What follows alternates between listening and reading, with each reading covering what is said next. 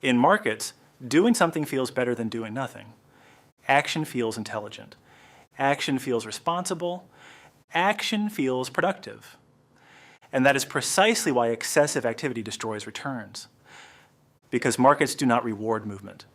They reward positioning. And movement is not the same thing as progress. Humans evolved to solve visible problems. When something looks unstable, we intervene. When uncertainty appears, we act. When discomfort rises, we try to reduce it. In most real-world environments, action increases survival. In financial markets, unnecessary action often reduces performance. There's a powerful psychological bias known as action bias. Studies in behavioral science show that individuals prefer action over inaction, even when inaction statistically produces better outcomes. One well-known study examined professional soccer goalkeepers during penalty kicks.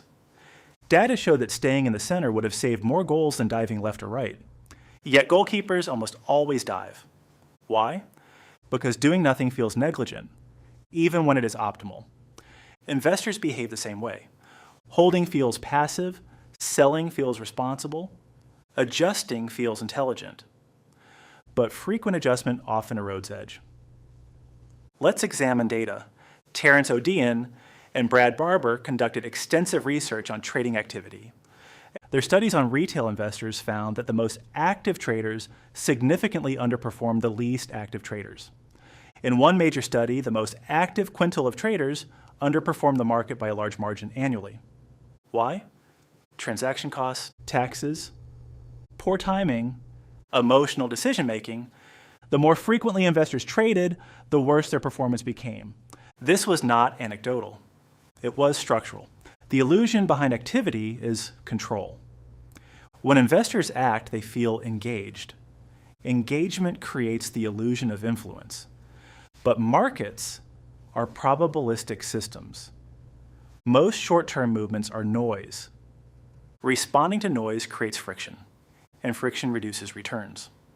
Another relevant study by Dalbar consistently shows that the average investor underperforms the average fund, not because funds are extraordinary, but because investors move in and out of them frequently. They chase performance, they abandon during volatility, they convert volatility into permanent capital loss through timing. Activity becomes self-sabotage. Let's break down why activity feels productive. First, it reduces anxiety.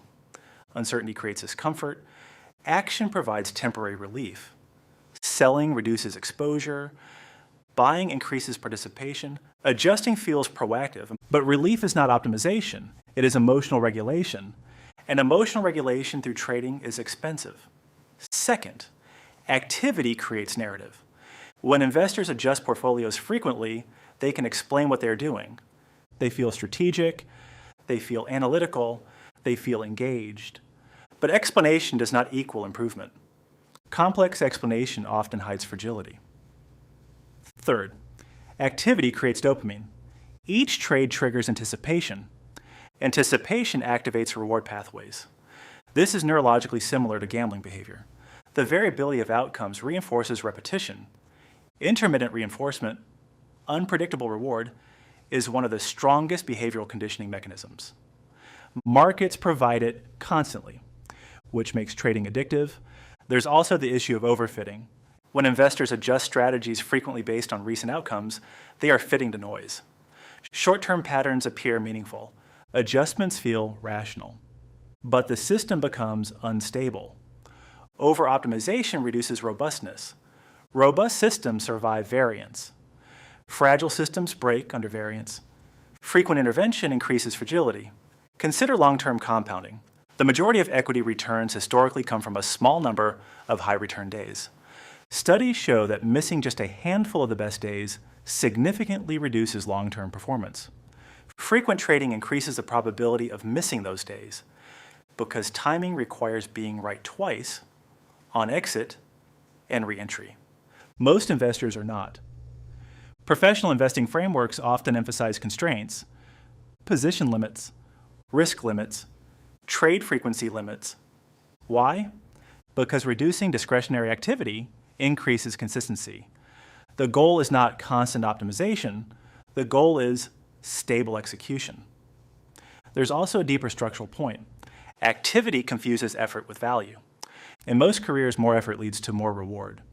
In markets, more effort can reduce reward because opportunity is not constant, it is episodic. Edge appears in specific environments. Disciplined investors wait for high probability conditions. Undisciplined investors manufacture activity during low probability conditions. Manufactured activity produces mediocre results. Let's examine hedge fund turnover. High turnover funds often struggle to outperform after fees. Low turnover strategies, including passive index strategies, have historically delivered competitive long-term performance, not because they are intellectually superior, but because they minimize friction. Friction compounds negatively, costs compound, taxes compound, mistakes compound, silence also compounds. Now let's discuss volatility. During high volatility, activity increases, news consumption increases, portfolio adjustments increase, monitoring frequency increases, but volatility clusters. Responding to every movement amplifies stress. Stress reduces cognitive clarity. Reduced clarity increases error. Error increases activity. This feedback loop is common in drawdowns. Activity becomes a coping mechanism. So what is the alternative? Structured inactivity. This does not mean ignorance, it means predefined rules. You define when you act, why you act, how much you allocate, when you rebalance. Outside those conditions, you do nothing.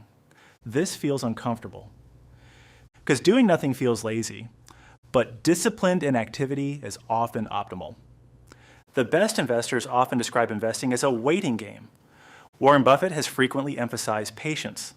He has described investing as sitting and waiting for the right pitch. Most investors swing constantly, because not swinging feels like missing out.